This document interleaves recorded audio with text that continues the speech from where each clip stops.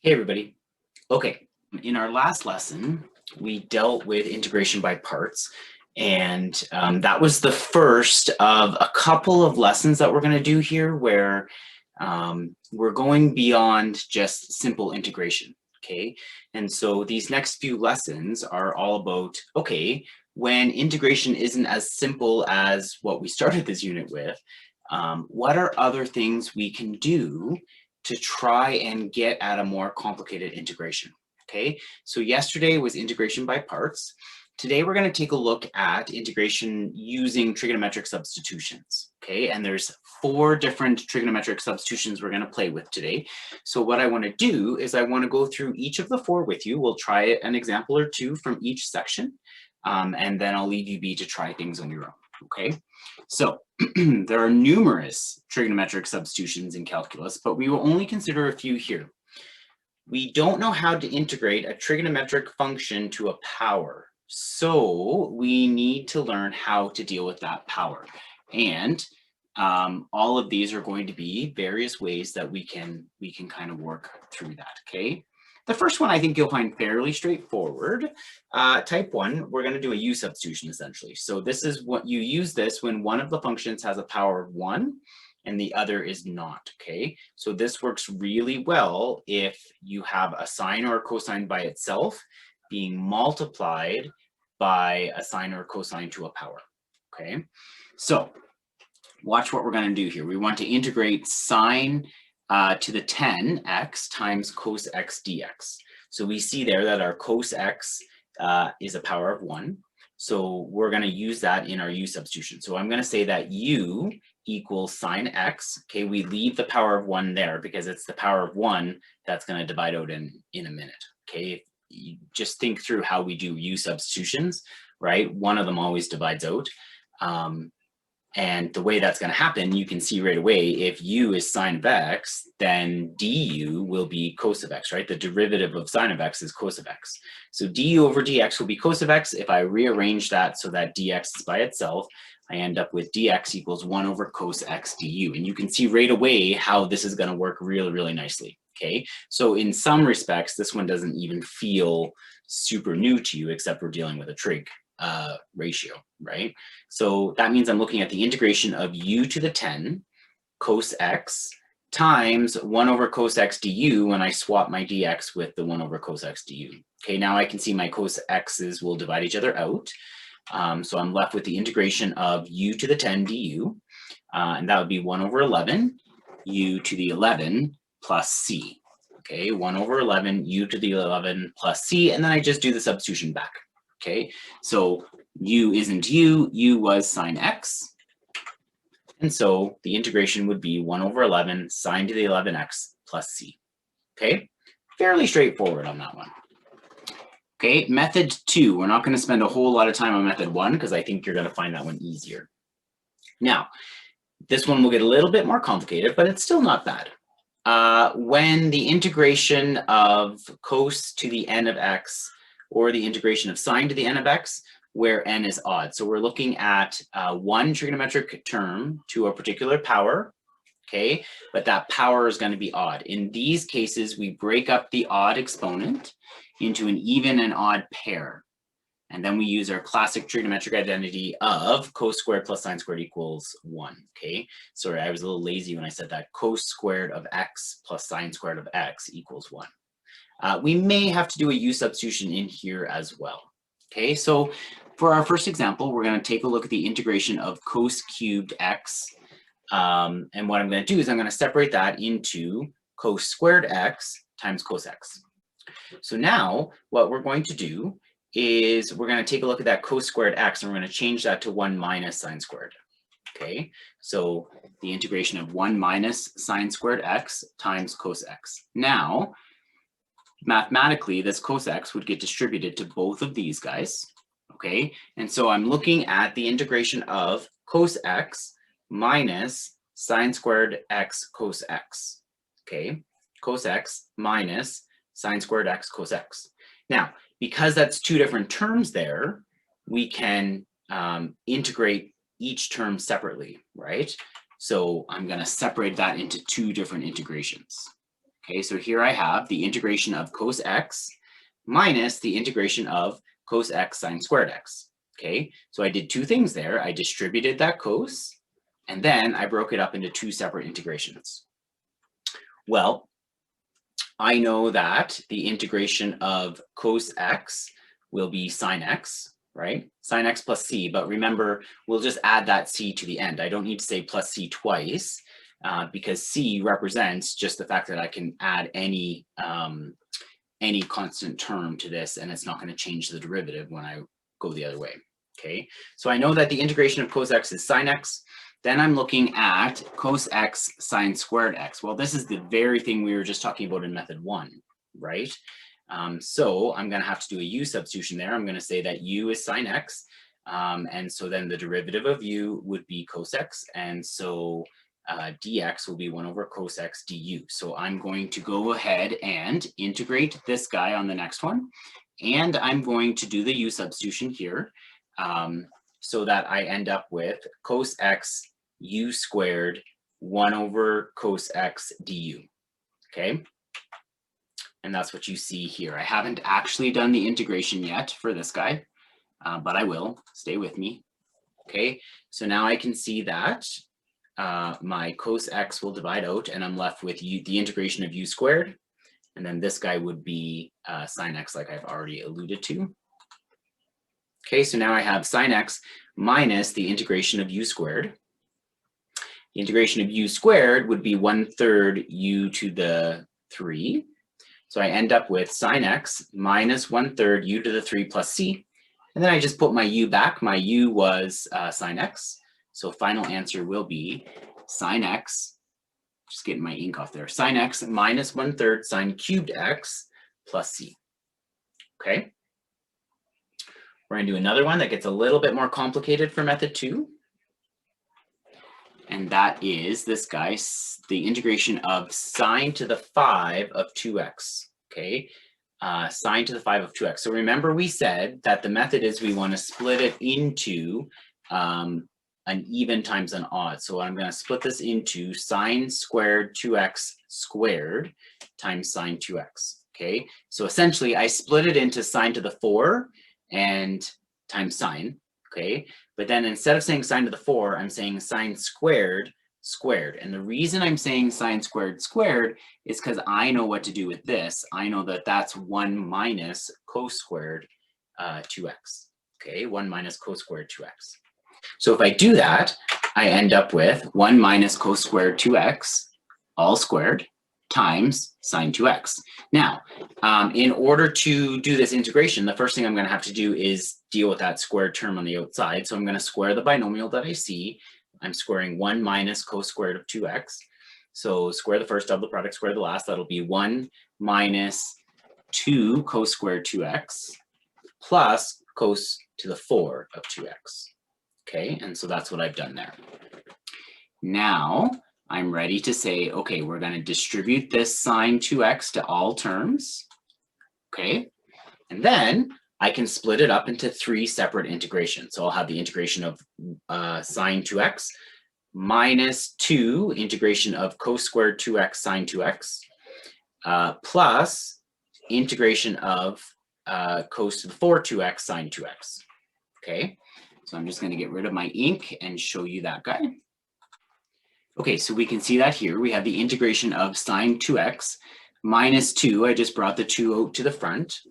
Integration of cos squared 2x sine 2x plus the integration of cos to the 4 2x sine 2x. Now, this guy here, just let me get my ink back on. This guy here, we can deal with easily, right? We know that the integration of sine 2x would have to be negative 1/2 cos of 2x. Okay, over here though, this guy and this guy, we're going to need to do another u substitution. So we're going to have to call cos of 2x u. So let's do that. And then we have the derivative of u, so that would be negative 2 sine of 2x. So then when I swap that around, I would have dx equals 1 over 2 sine 2x du. Okay, so I'm going to go ahead and do a couple of things. Number one, I'm going to do the integration that I talked about here. And this one's going to now be u squared times sine 2x times negative 1 over 2 sine 2x du. And then this one will be u to the 4 times sine 2x times negative 1 over 2 sine 2x du. So something like that. Okay, so now I've got my sine 2x and sine 2x are gone. So this is negative 1/2, which will come to the front. Negative 2 times negative 1/2 is just going to be a plus 1 there. Okay, and that takes care of all those numbers now. And then over here, I'm going to have a negative 1/2. My sine 2x's will come to the, they'll divide each other out, sorry. My negative 1/2 will come to the front. Okay, so if I just clean that up first, I would be left with this negative 1/2 cos 2x plus the integration of u squared du minus 1/2 u to the 4 du. Okay, so now the worst is over. I can see that this is an easily integrated item, or items, I should say. So the u to the 2 will become u3, so that'll be 1/3 u to the 3. This will be 1/5. So sorry, the 4 will become a 5 is what I was trying to say there, and then a 1/5 will be in the front. So negative 1/2 times 1/5 will end up being negative 1/10 u to the 5. Okay, so the integration here would be negative 1/2 cos 2x plus 1/3 u cubed minus 1/10 u to the 5th plus 5. Okay, sorry, plus c, okay. Now I go and substitute my u back. So u was cos of 2x, and so my final answer will be negative 1/2 cos 2x plus 1/3 cos cubed 2x minus 1/10 cos to the 5 2x plus c. Okay. All right, so that is method 2. Method 3, when the integration of cos to the n of x, or the integration of sine to the n of x, just like method 2, but this time it's going to be even. Okay, this time it's going to be even. Now, when it's even, what we do is we use a double angle identity to kind of help us out. Okay, recall that cos of 2x is cos squared minus sine squared. Okay, so the first little bit that we're going to do here is just try to establish two kind of properties that we can use. Okay, now the first of those that we're going to deal with is the following. Cos squared x equals 1 minus sine squared x, and then we can say that cos 2x is 1 minus 2 sine squared x. Now there's two different ways we could have come across that. Either you just know that from 30-1 because that was one of the items on your 30-1 sheet, or you said, hey, I'm going to take this 1 minus sine squared x and replace it with this cos squared up there. Okay, either way, you'll get cos 2x is 1 minus 2 sine squared x. So now what I want to do is I want to rearrange that so I have an expression for sine squared x. So essentially, I want to get sine squared x by itself. So what I'm going to do is I'm going to bring this guy over here, bring cos 2x over, so that'll be 2 sine squared x equals 1 minus cos 2x, and then divide everything by 2. So sine squared x equals 1 minus cos 2x over 2. Now, I don't want you to lose why we're doing this in the first place. Why bother? Well, now I have a way of representing a squared term. Remember, I don't necessarily know how to do the integration with that squared term, right? So now I have a way of representing a squared term with a double angle instead. And the double angles are actually easier to integrate. Okay, that's why I'm doing this. So now we're going to do the same sort of process, except we're going to see if we can get a statement for cos squared. Okay, so we're going to say, hey, we know that sine squared x is 1 minus cos squared x. Okay, and then I could do that same sort of substitution and end up with cos of 2x equals 2 cos squared x minus 1. So again, to do that, either I took a substitution here, stuck that in there, or I just remembered it from my 30-1 formula sheet. Okay, either way. So now I want to try and get cos squared by itself.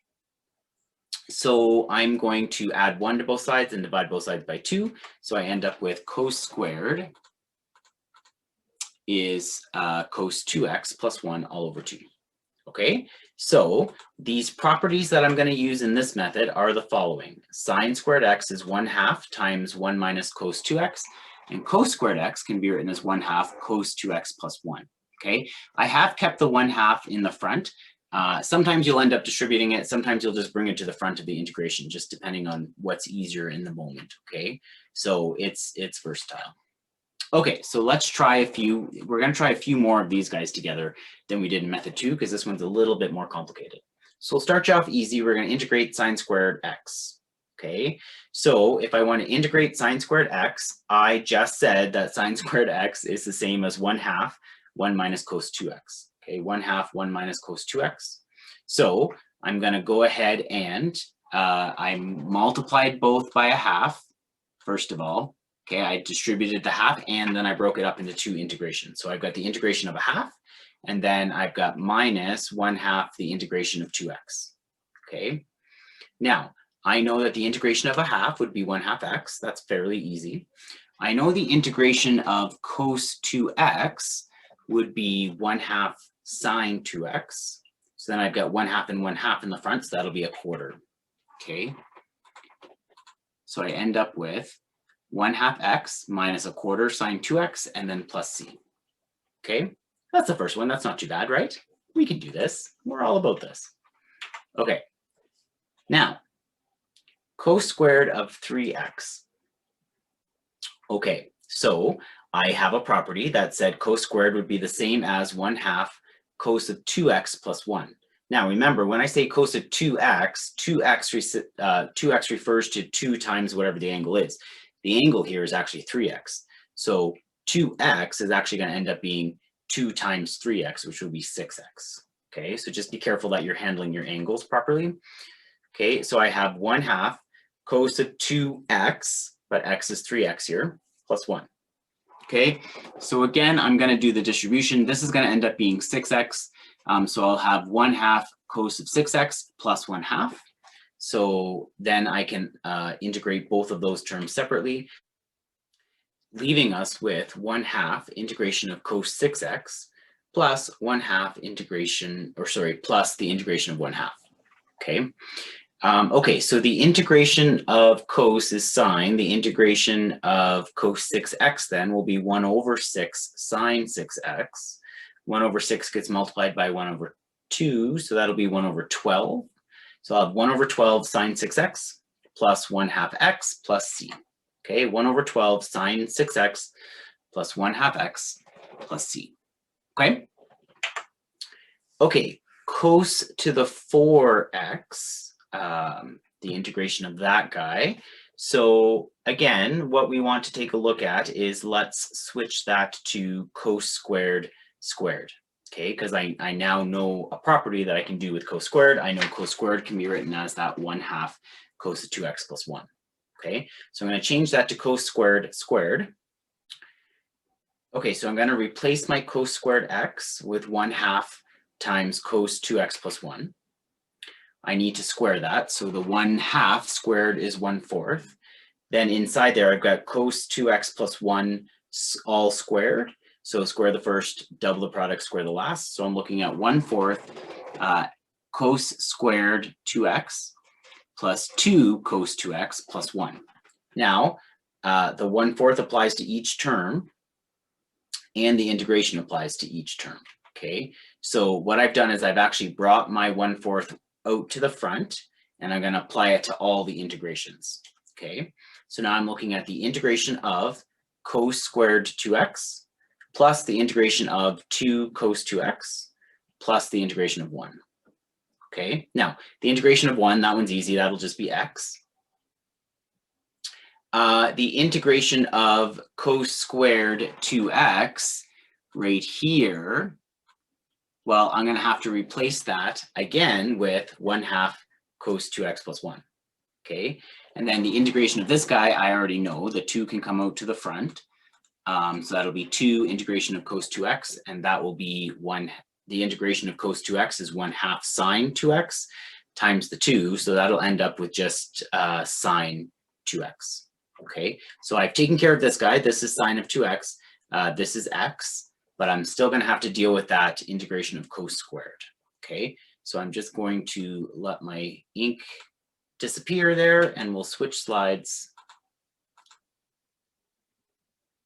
Okay, so what you see here is I've just done the integration of 1 and I brought the 2 out to the front, and I have my cos squared that I replaced with 1/2. Cos 2x plus 1. Now remember, my 2x though was 2x, so just take note, that's where that 4x came from, right? It was cos of 2 times 2x. Okay, so I've already talked about the integration of this guy. This is going to end up being sine of 2x. Over here, I'm going to have to split that up into 2 integrations. Okay, so I end up with the integration of 1/2 cos to the 4x, or cos of 4x, I should say, plus the integration of 1/2. There's my sine 2x, like I was already talking about. Okay, okay, so here, let's just go to here first. I know some of you are exhausted at this point. The integration of 1/2 would just be 1/2 x, so that one's taken care of. And now I'm looking here, the 1/2 can come to the front. The integration of the cos of 4x would be 1/4 sine of 4x. The 1/4 would get multiplied by the 1/2, so that would end up being 1/8.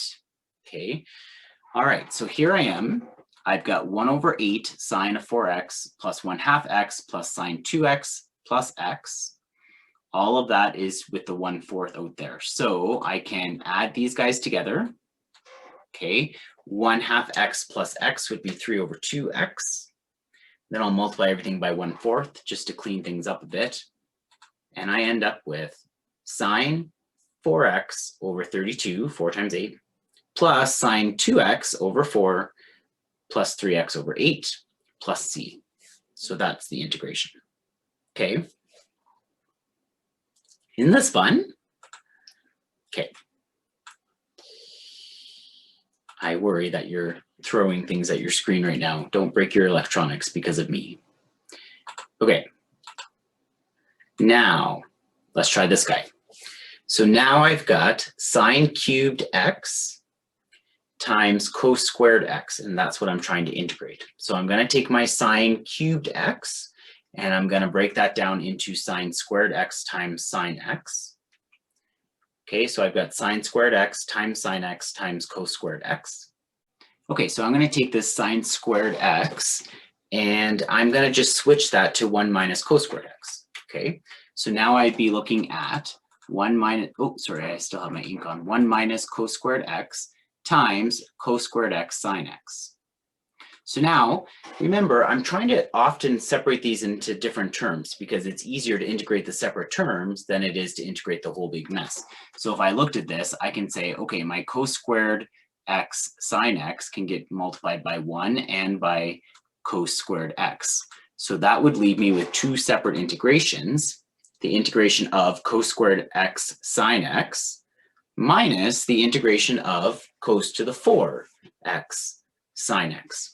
Well, actually, now I'm right back to method 1. I can just solve this by a U-substitution now, right? So I'm going to say, okay, U is going to be cos x, and I know that du over dx will be negative sine x, which means when I want to swap that out, I will have dx equals negative 1 over sine x du. So I'm going to swap out my u, or sorry, swap in my u for cos. Okay, so this will be u squared times sine x times negative 1 over sine x du. And this will be u to the 4 times sine x times negative 1 over sine x du. Okay, well now my sine x's will divide out. The negative 1 can come to the front, so that'll be negative the integration of u squared. The negative 1 there will come to the front. The sine x's will divide out, so that'll be plus the integration of u to the 4. Okay. So I just need to get my mouse working again, sorry. So I end up with negative the integration of u squared plus the integration of u to the 4. U squared goes up to u cubed, so that'd be negative 1/3 u cubed.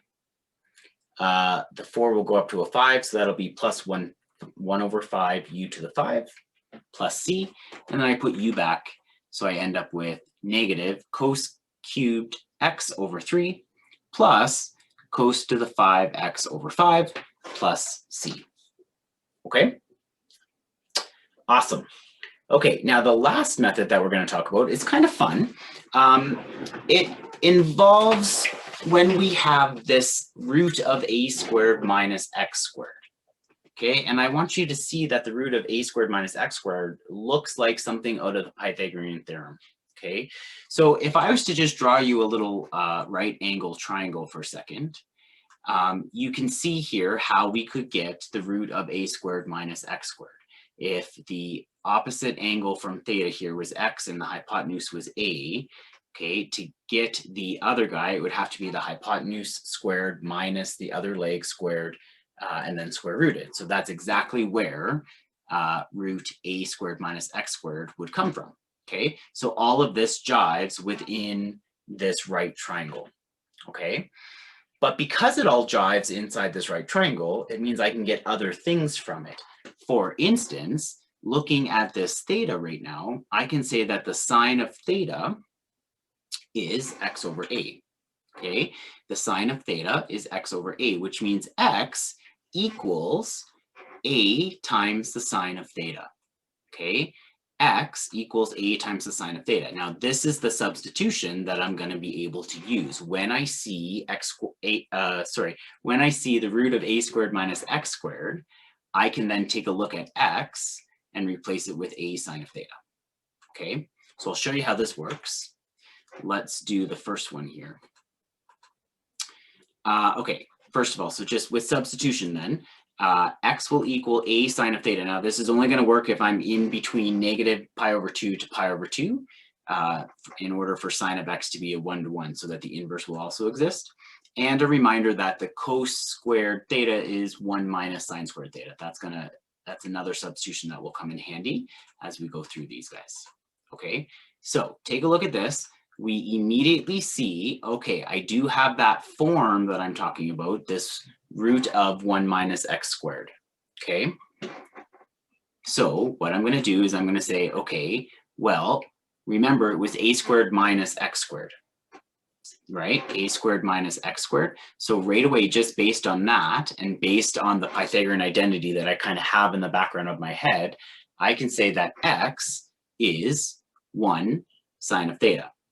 Okay, why can I say x is 1 sine of theta? Come back here for a second, just so that you're all with me.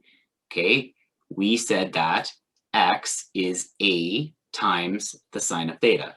So a times the sine of theta, that means the square root of this guy, okay, times the sine of theta. So when I go back to here, my a squared value is 1, and then the square root of 1 would just be 1. So that's where I'm getting that the a value is 1 here. So x is a times the sine of theta, so 1 times the sine of theta. X is the sine of theta, essentially, for this guy. Okay, so now the derivative of the sine of theta, the derivative of x would be cos of theta with respect to the derivative of theta. Okay, so this is what I'm going to use to substitute in to this original equation. Okay, so I end up with x squared, well, that'll be sine squared, 1 minus sine squared, okay? But then I also have to replace my dx with cos theta d theta. That way everything's in terms of theta, okay? So now I'm just gonna hide myself for a second so that you can see this, but that's exactly what I've done here, okay? 1 over sine squared theta, because x is sine right now, square root of 1 minus sine squared theta cos theta with respect to theta. Okay, this is super cool because at the moment none of this involved trig, right? This integration was this complicated integration, but none of it involved trig, and I'm actually using trig as a tool right now to get to the integration. Okay, so this cos theta I'm just going to write on top here. I also know that 1 minus sine squared theta is cos squared theta, so I can do that as well right here. So I end up with cos theta over sine squared theta square root of cos theta. Now, the square root of cos theta is just cos theta. Okay, and now I want you to notice that I've made this pink because this is exciting to me as well, because that is this right now, right? If this said sine x squared times the square root of 1 minus x squared, that tells me that cos theta is the same as the square root of 1 minus x squared, and that's going to be important to me in a couple of minutes. Okay, so you want to write that down once you've established a expression for cos of theta. Write that down on your page so that you can use it in just a minute. Okay. All right. Now, just let me clear that ink for you, and we're going to keep going here. Cos theta over cos theta would be 1, so I'm left with 1 over sine squared, but 1 over sine squared would just be cosecant. So I'm left with the integration of the cosecant squared of theta. Okay, the integration of cosecant squared of theta. Now, the integration of cosecant squared of theta is negative cotangent theta. Okay, so I end up with negative cotangent theta plus c. And now I can't answer as a trig ratio because I never had trig ratios to begin with, right? So I need to try and figure out how am I going to put this back into dealing with the kind of language that the question originally asked me, right? Well, we know that cotangent is cos over sine, so this would be negative cosine theta over sine theta, and we have a value for cos of theta, and we have a value for sine of theta. I know that cos of theta is the root of 1 minus x squared, and I know that the sine of theta is x. And so I end up with this substituting back, and I know that the integration of my original question, which was 1 over x squared root of 1 minus x squared, the integration of that will be the root of 1 minus x squared over x, negative that. Sorry, I should have said negative in front of that, okay? Plus c. Now, again, don't lose the forest for the trees. What the heck have I done?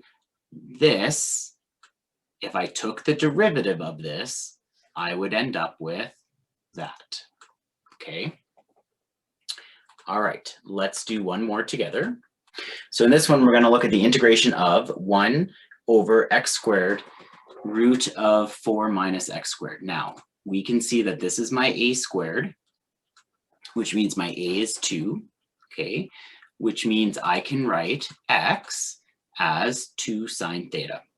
Remember, based on the Pythagorean identity or Pythagorean relationship that we were looking at a couple slides ago, we said that x equaled a sine of theta. So if a squared is 4, a is 2, so x can be called 2 sine of theta. So everywhere where I see x, I can replace that with 2 sine of theta, okay? Now, if I'm doing that, I also have to rearrange the derivative because I have to have the derivative in terms of theta instead of in terms of x. So let's take a look at the derivative of this. The derivative of 2 sine theta would be 2 cos theta with respect to theta, okay? So that's what I'm going to use for, I'm essentially going to swap my dx out with that, and I'm going to replace all my x's with 2 sine theta, okay? So that would look like this. And I'm just going to hide myself so you can see that for a sec. I've got 1 over 2 sine theta all squared times the root of 4 minus 2 sine theta all squared times 2 cos theta d theta. So now the 2 cos theta can come just up top there.